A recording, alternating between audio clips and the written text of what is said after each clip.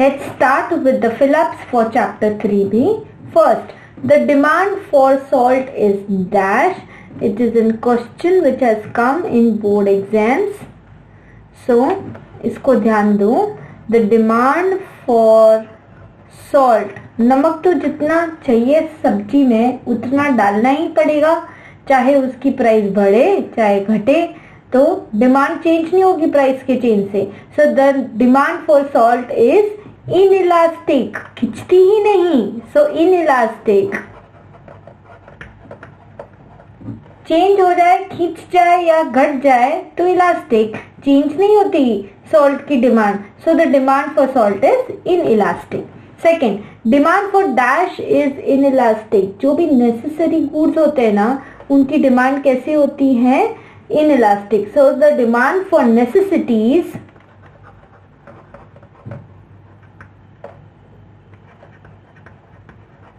is inelastic. Next, demand for dash is elastic. Elastic demand किसकी होगी? जिसकी इतनी जरूरत नहीं, हम उनकी डिमांड को पोस्टपोन कर सकते, बाद में खरीद सकते.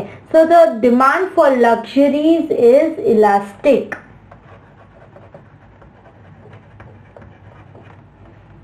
Next, if the demand curve is a rectangular hyperbola curve, elasticity coefficient value is always 1. यदि rectangular hyperbola curve है तो ये मान लीजिए लाइन है और इस पे rectangular hyperbola curve है.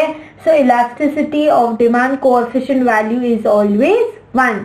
Fifth, perfectly elastic demand curve is. perfectly elastic demand curve कैसा होता है? ये है आपकी x एक्सिस, ये है आपकी y एक्सिस, राइट? ये आपका 0 पॉइंट. हाँ, अभी परफेक्टली इलास्टिक डिमांड, हमने 5 तरह के कर्व पढ़े थे. सो परफेक्टली इलास्टिक डिमांड जो आराम से खिंच जाए, कैसी होती है? हमें पता है कि वो होती है horizontal to your x axis. That is, it goes like this. So it is horizontal to your x-axis. That is, ये perfectly elastic demand है. Demand curve यदि DD है, so that is horizontal to your x-axis. And ED, यहाँ पर क्या होता है? ED is equal to infinity. So perfectly elastic demand curve is horizontal to x-axis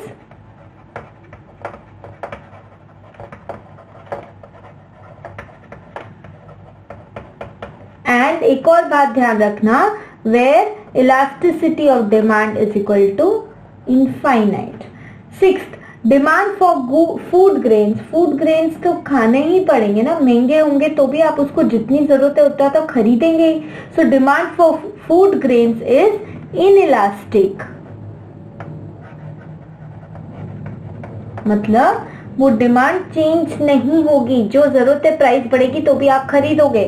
so demand is inelastic, they are not really responding to the price. 7, demand for cigarette is dash for a smoker. Smoker को तो cigarette चाहिए ही. So demand for cigarette is inelastic for a smoker. वो मांगेगा ही मांगेगा. So change नहीं होगी उसकी डिमांड इलास्टिक की तरह. It will remain as it is. So it is inelastic.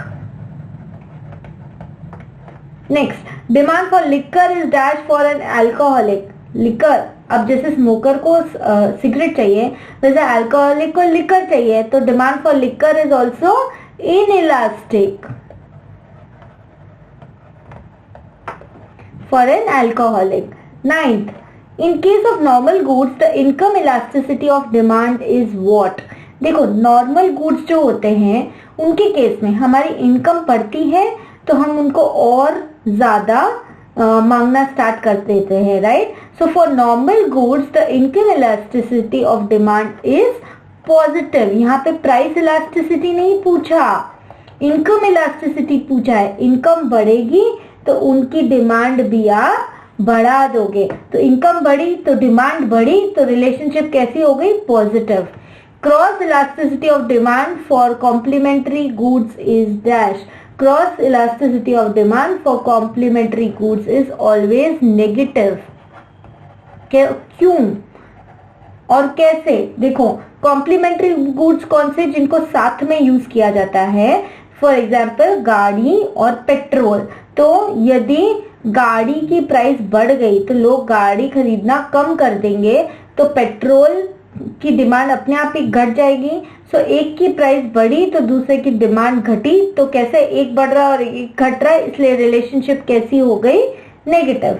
आगे की fill in the blanks in the coming video.